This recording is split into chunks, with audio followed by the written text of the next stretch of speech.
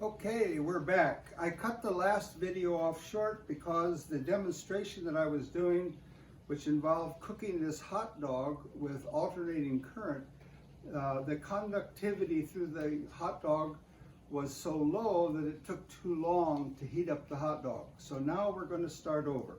And what I said earlier was that if I took the hot dog and placed it across the 12 volts here, there would be a small current flowing through the hot dog.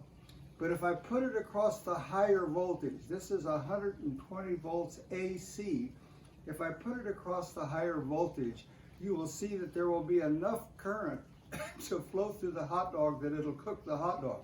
The same thing would happen to my finger if I put my finger across here. It probably wouldn't kill me, but it certainly would cook my finger.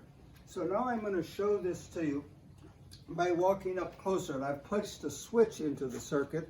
So now I'm going to turn on the switch, and what I would like you to see is the effect of that current going through the hot dog.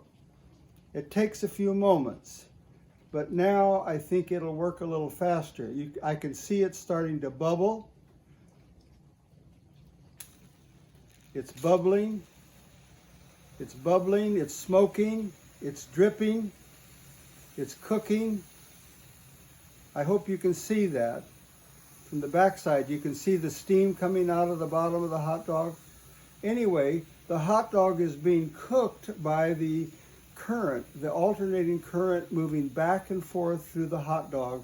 It's dripping on the floor, it's ready to eat, so now I'll turn it off.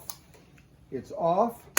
I can pull it off of here. Ooh, it's hot, and